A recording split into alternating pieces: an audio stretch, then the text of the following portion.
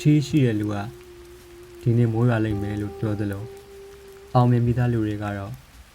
ဘဝဆိုတာရည်မှန်းချက်ရှိရမယ်လို့ပြောတတ်ကြတာပဲသူတို့ကံကောင်းတာကမိုးဥရုမကုံသေးတာပဲတကူခက်တာကကျွန်တော်ရည်မှန်းချက်တွေကလေဒီကာကာရဲ့ဖက်ရှင်တွေလိုတစ်ခုပြီးတစ်ခုခက်မြန်မြန်ပြောင်းလဲနေတာပဲ3နှစ်သားလောက်ကစူပါမန်ရုပ်ပြတွေကြည့်ပြီးမိုးပေါ်ပြန်ကျင်တယ်ဒါနဲ့အဖေပစိုးတစ်ထည်ကိုလေဘင်းမှာတိုင်းချပြီးထမင်းဆွဲပေါ်တက်ခုံချလိုက်တာခြေတပွတ်တိုင်လဲသွားတယ်နည်းနည်းကြည့်တော့တာဇန်ကိုအားကြပြီးတစ်ပင်ပေါ်တက်ရွယ်ကြိုးလွှဲတယ်ကျိုးပြက်ကြလို့9ရက်လောက်အိပ်ရတယ်လဲနေခဲ့ရတယ်9တန်းရောက်တော့အဆူအရိုက်ကျန်းနဲ့ကျောင်းဆရာမကြီးနဲ့ကြုံပြီးသူ့ယောက်ျားပြစ်ချင်ပြန်ရောကျောင်းဆရာမကြီးဟာသူ့ယောက်ျားကိုတော်တော်ကြောက်ရတယ်ဆိုတဲ့သတင်းကြောင့်မှာနောက်တော့ဂျိန်းစတင်ကိုအားကြလို့ငါးပြားရန်စီဂရက်နှခမ်းတောက်မှာခဲတာတော့ဖေကတွေ့သွားပြီးရွေမရောက်သေးပဲဆေးလိတောက်လို့ရိုက်ခံခဲ့ရတယ်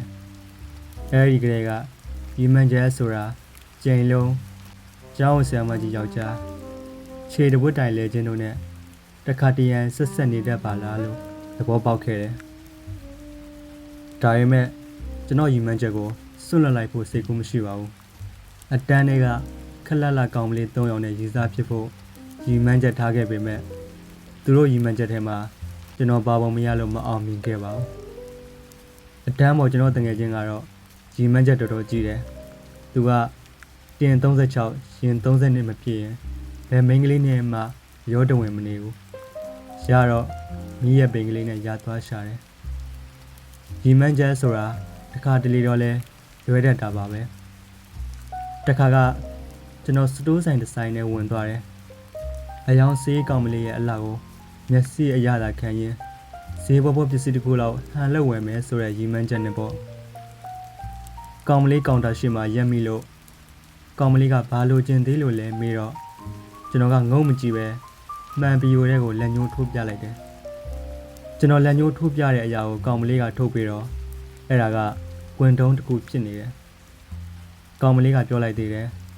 ကြော်တတ်ရင်အဖော်ဆောင်ထားတာကောင်းတယ်တဲ့ကျွန်တော်လည်းရှက်ရှက်နဲ့လှည့်ထွက်လာခဲ့တာမှန်တကားကြီးတစ်ချက်လုံးထွက်ပေါက်တင်ပြီးဝင်တိုးမိတော့တာပဲကြပြဆရာသစ္စာနီရည်မှန်းချက်များနဲ့ဘဝဝတ္ထုတို့မှ